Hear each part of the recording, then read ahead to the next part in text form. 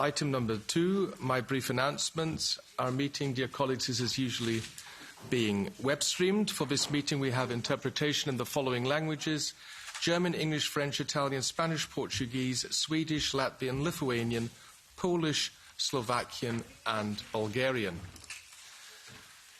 Item number 3, I would like to very warmly welcome Jens Stoltenberg, the Secretary General of NATO.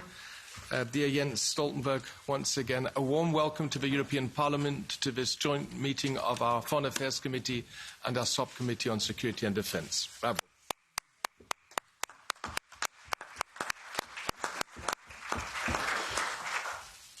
Since you last participated in a similar format in July last year, several important milestones and developments took place on the international and security scene.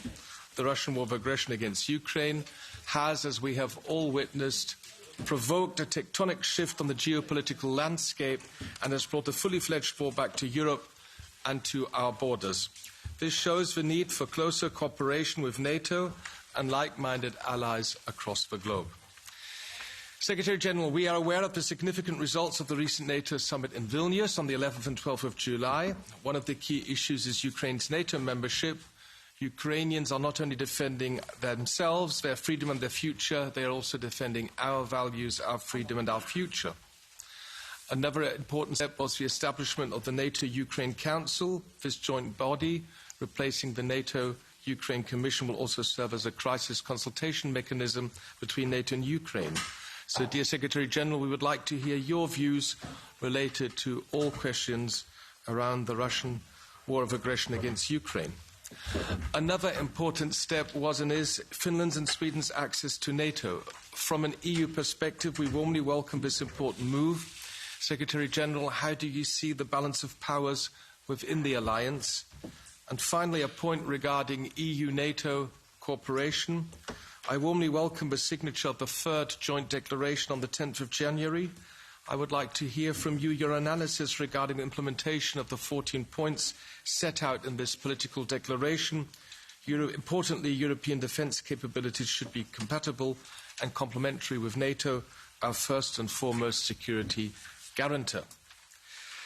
I would now like to give the floor to the Secretary General, but before, let me hand over to our chair of our subcommittee, Nathalie Loiseau, for her introductory remarks. Please. Merci David, et au nom de la sous-commission sécurité et défense, je souhaite moi aussi souhaiter la bienvenue à M. Stoltenberg. Il s'agit de notre premier échange depuis le sommet de Vilnius. Le sujet a été brièvement abordé la semaine dernière à Tolède, lors de la réunion informelle des ministres de la Défense, à laquelle j'ai participé au nom du Parlement européen. Malheureusement, vous n'avez pas pu être présent et c'est donc une bonne occasion de vous entendre. Le sommet s'est naturellement déroulé dans le contexte de la guerre d'agression menée par la Russie contre l'Ukraine. Les attentes avant le sommet étaient élevées, tant de la part de l'Ukraine, qui espérait des plans d'adhésion clairs et des engagements en matière de sécurité, que de la part des alliés, qui espéraient des progrès pour l'adhésion de la Suède. Le renforcement de la dissuasion et de la défense de l'Alliance, en particulier sur le flanc oriental, figurait parmi les autres questions prioritaires à l'ordre du jour du sommet.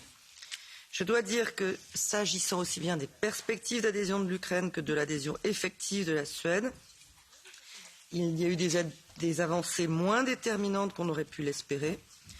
Le langage concernant l'Ukraine ne marque pas une si grande différence par rapport au sommet de Bucarest, dont on a pu mesurer qu'il avait ouvert des perspectives sans donner de réelles garanties de sécurité à Kiev. Heureusement, le travail engagé, notamment au format G7, en matière de soutien à l'Ukraine, vient en quelque sorte compenser cette déception, dont vous n'êtes pas responsable, Monsieur le Secrétaire général, mais qui est toutefois réelle. S'agissant de l'adhésion effective de la Suède, je voudrais saluer vos efforts pour sortir d'une impasse imposée par la Turquie sur des motifs qui sont, hélas, sans lien avec la question fondamentale de la sécurité transatlantique. On attend toutefois avec impatience que les engagements pris par le président Erdogan se traduisent rapidement dans les faits pour que la Suède puisse enfin s'appuyer sur l'Alliance et la faire bénéficier de ses atouts propres. Vous pourrez nous dire où vous pensez que nous en sommes du point de vue de la mise en œuvre des engagements pris par le président turc. Je me félicite que les alliés, comme le souligne le communiqué du sommet, réitèrent leur engagement en faveur de la coopération Union européenne-OTAN, qu'ils considèrent comme essentielle pour la sécurité et la prospérité de la région euro-atlantique. Cette reconnaissance de la valeur ajoutée d'une défense européenne plus structurée et plus crédible met fin, ou du moins je l'espère, aux querelles inutiles et atteste du caractère complémentaire de la défense européenne par rapport à l'OTAN. Je voudrais revenir brièvement sur quelques points en ce qui concerne l'Ukraine. Chaque retard, chaque hésitation sur le type d'aide militaire à fournir à l'Ukraine ne fait que prolonger le conflit et augmenter le coût humain de cette guerre. Il ne nous suffit pas de nous engager à aider l'Ukraine aussi longtemps qu'il le faudra, même si c'est naturellement souhaitable. Dans quelle mesure les alliés sont-ils prêts à accentuer leur soutien pour que la contre-offensive puisse enregistrer des succès décisifs? Sur la formation des troupes ukrainiennes, nous menons au niveau européen un effort sans précédent en quantité. Quels progrès peuvent être envisagés pour s'assurer ensemble de la bonne coordination des efforts de formation entre l'Union européenne et certains alliés de l'OTAN et de la qualité opérationnelle de ces formations? C'est cela une bonne coopération Union européenne. OTAN, ça n'est pas que des extraits de conclusions de sommets à intervalles réguliers. Et en ce qui concerne les plans de défense de l'OTAN, j'aimerais que vous nous parliez de la mobilité militaire. L'Union européenne a fait des efforts. Je ne suis pas sûre que ces efforts soient encore suffisants et j'aimerais beaucoup vous entendre sur ce plan-là. Je vous remercie. Thank you very much, Nathalie Loiseau, for your introductory remarks. And without further ado, I now give the floor to our Secretary General of NATO, Jens Stoltenberg. Please. Thank you so much, Mr. Chair, Madam Chair, David, Nathalie, and dear friends in the European Parliament. It is really a great pleasure to see you again, to engage with you again here in the European Parliament, because I really appreciate this expression of NATO-EU cooperation, to meet with you. And as you know, to strengthen the cooperation between NATO and the European Union has been a top priority for me since I started my tenure as Secretary General of NATO in 2014. I believe in NATO-EU cooperation because we share the same values, we share the same challenges. We are two different organizations, but we have a lot in common. As you know, 600 million Europeans live in a NATO country. And when Sweden joins NATO, 96% of the citizens of the European Union live in a NATO country. So yes, we are different institutions, but we have a lot in common. And therefore it is good to see that over the recent years we have been able to strengthen NATO-EU cooperation on cyber, on space, on critical infrastructure, on military mobility, and we work hand in hand in the Western Balkans, in Kosovo, and also in addressing the illegal migration in the Aegean Sea and in many other areas. And this is also reflected through the fact that, as you referred to, that earlier this year I signed the third joint declaration between the two EU presidents, President von der Leyen and President Michel, and then they participated in the EU summit in Vilnius. Ursula and Charles was there, as I participated in June. I met with all the EU leaders in the European Council. So we meet at different levels. We work closely together, reflecting the reality that we have so much together and need to work together. So I would like to commend you as European parliamentarians for supporting these efforts, enabling the strengthened cooperation between the European Union and NATO. And of course we have a lot more to do, but we could be quite proud of how far we have been able to move over the last years in ensuring the partnership, the bond between our two organizations. NATO-EU cooperation has always been important, but the war in Ukraine has made it even more important. Because this is the most brutal war we have seen, the biggest war we have seen in Europe since the Second World War, and that makes it even more important that we stand together. And the reality is that President Putin made at least two big strategic mistakes when he invaded Ukraine last year. The first and most important was, of course, that he totally underestimated the Ukrainians, the strength, the commitment, the courage of the Ukrainian people, the Ukrainian political leadership and the Ukrainian armed forces. The other big strategic mistake he made was to underestimate us. Our willingness, our commitment to support Ukraine, to stand by Ukraine with economic sanctions, with political support, but not least with the military support. And that's unprecedented, what we have seen now, of military support from NATO allies, from EU members, from EU, from NATO. And this is a support which is much bigger than anyone expected when this war started, with advanced artillery, with long-range cruise missiles, with advanced air defense systems, with a lot of ammunition and not least training from EU, from NATO allies. And now also I would like to commend the Netherlands, Denmark and also Norway for announcing that they are ready to deliver F-16s, and many allies have also announced that they are ready to start training of Ukrainian pilots and technicians to enable them to have F-16s.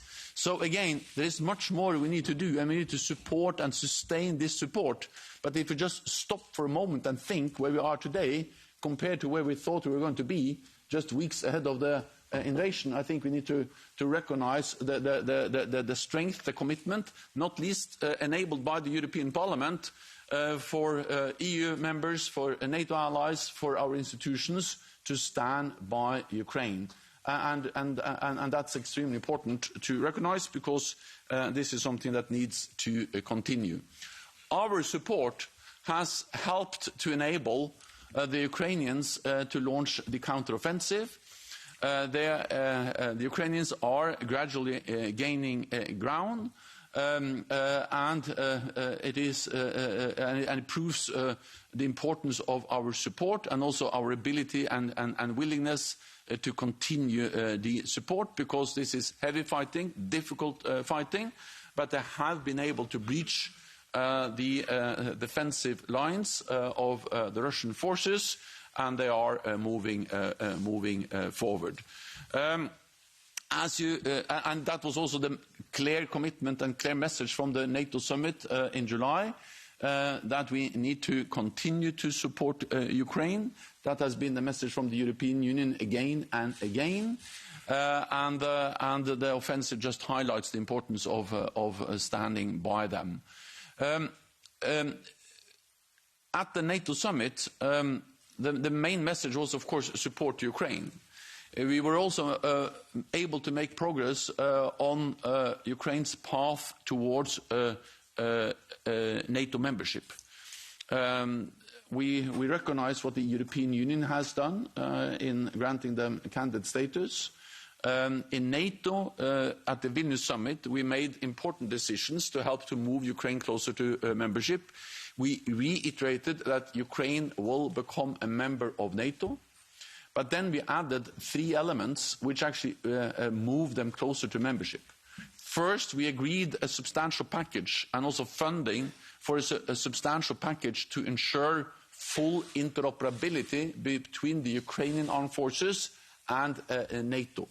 And interoperability between our armed forces is really a way to, in practical terms, move NATO closer, move Ukraine closer to NATO membership. The second thing we did was to strengthen the political institutionalized cooperation. We established something called the NATO-Ukraine Council, where we don't meet Ukraine as a partner, we meet as equals around the table. 31 allies, soon 32, and then with Ukraine around the table as an equal. This council can make decisions It can convene on a short notice. It can address crisis, as we did just after the summit with when the grain deal was suspended. And the plan is now to really develop the NATO-Ukraine Commission to a practical, to an important tool to strengthen the bonds between NATO and Ukraine. And the third thing we did at the NATO summit was to remove the requirement for membership action plan for Ukraine to become a member. Because previously the idea was to grant the country membership action plan, and that was a step towards invitation. At the Vilnius summit, we said that there is no need for a membership action plan because Ukraine has already moved closer to NATO. So we turn now the membership process from a two-step process to a one-step process. And these three things, the interoperability, the NATO-Ukraine Council, and the removal of the requirement for a membership action plan for Ukraine, demonstrates that Ukraine has never been closer to a membership in NATO than now. And let me just end by saying that this reflects the political reality, that nations are sovereign, nations decide themselves, and Ukraine has, of course, the right to decide its own path, and it's up to Ukraine and NATO allies to decide when Ukraine becomes a member. Russia cannot veto membership for any sovereign independent state in Europe. The other main issue at the NATO summit was to strengthen our deterrence and defence. Because fundamentally NATO has two tasks when it comes to the war in Ukraine. One is to support Ukraine, as NATO allies and NATO do. The second is to prevent escalation. And therefore, we have already increased our presence in the eastern part of the alliance to send a very clear message to Moscow to remove any room for misunderstanding, miscalculation, that NATO is there to defend every inch of NATO territory, one for all for one. At the NATO summit, we agreed new plans for the defense of the whole alliance. We also agreed to establish and to identify more high readiness troops, 300,000 troops on different levels of high readiness, and also have more air and naval capabilities ready to quickly reinforce if needed. The purpose of this is to prevent war. The purpose of this is to ensure that NATO continues to be the most successful alliance in history, because we have prevented any military attack on any NATO allies. And when there is a full-fledged war going on in Europe, then it becomes even more important that we have credible deterrence, and by strengthening our deterrence and defence, we are preventing war, preserving peace for NATO allies, because there is no room for miscalculation. And the third thing was that NATO allies have really now demonstrated that they are delivering on the commitment we made in 2014, because the war didn't start in February last year, it started in 2014. The full-fledged invasion happened last year, but the war, the illegal annexation of Crimea, Russia went into East Donbass in 2014. Since then, NATO has implemented the biggest adaptation of this alliance in modern history, in decades. And part of that is to invest more in defence. I think I've told you before that I know it's hard to allocate money for defence, because most politicians want to spend money on health, on education, on infrastructure instead of defence. But sometimes you have to invest in defence, and when tensions are going up, risks are increasing, then we have to invest more. And this year we expect NATO allies to increase defence spending by more than 8% in real terms. This is the biggest increase in decades, and it shows that allies are now, and of course most of them are also EU members, are now taking this very seriously. More money for defence also enables us to invest more in production of ammunition, which is extremely critical. I welcome the efforts, I welcome the decisions by the European Union, which goes hand in hand with what we do in NATO. In NATO we have different arrangements for joint procurement of ammunition. We have done that for many years. We have something called a NATO Support and Procurement Agency. I welcome efforts by EU members, NATO allies, to jointly ramp up production, and we work closely with the defence industry throughout the alliance in EU, but also in non-EU allied countries, to produce more, and more spending is a pre-condition for also increased production.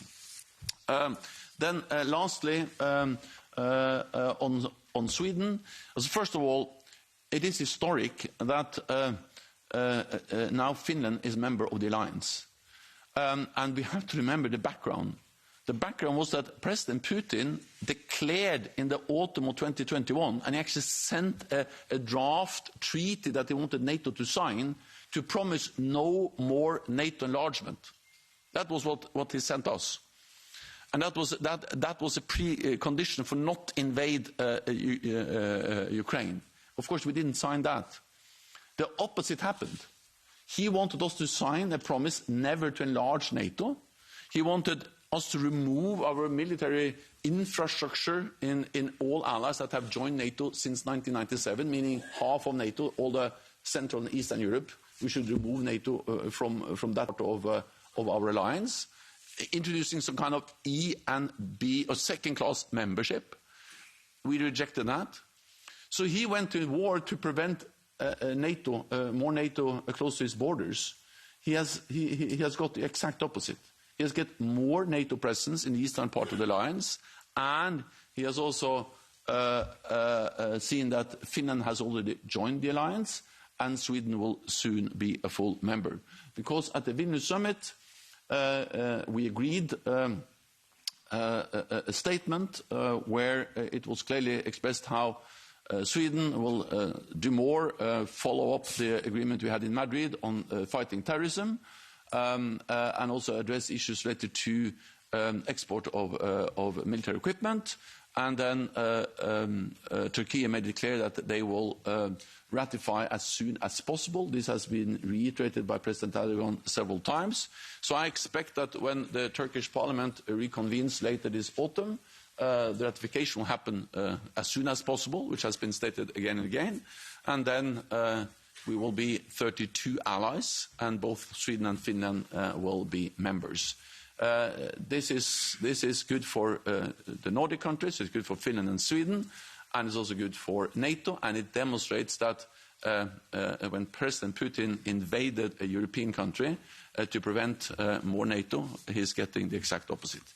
I think I used my 10 minutes or even more so I think I stop there to allow as much time as possible for comments and questions. I'm looking forward to our discussion, so thank you so much. Thank you very much, Secretary-General Stoltenberg, for your introductory remarks. That was good input for our Q&A session.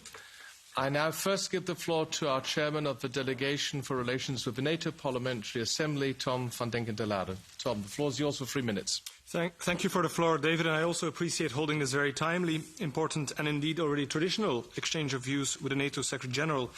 Mr. Stoltenberg, I want to congratulate you for another year at NATO's helm, but also pay tribute to your leadership, dedication, and your commitment to keep us as Europeans free and safe. And if I look back at the Vilnius summit, I was glad to see the sustained demonstration of transatlantic unity and determination in responding to Russia's war of aggression against Ukraine. I think in Vilnius, the alliance came up with the right responses to the challenges we're facing together.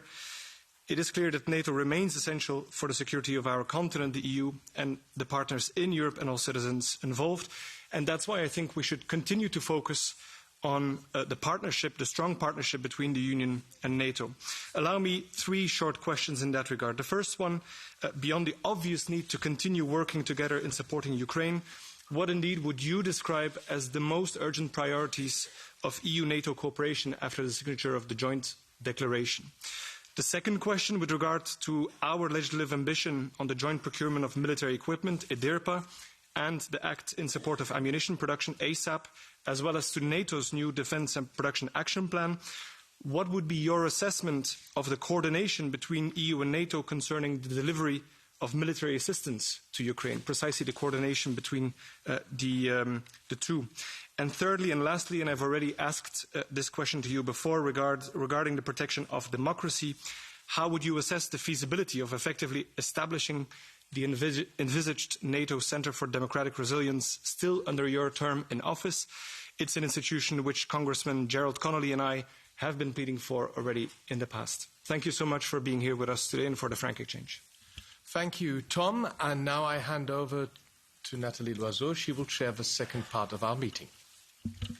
Thank you, David. Now I will give the floor to you, colleagues, starting with AFET and SEDE coordinators for 2 minutes each. And the first is Michael Gahler for EPP AFET.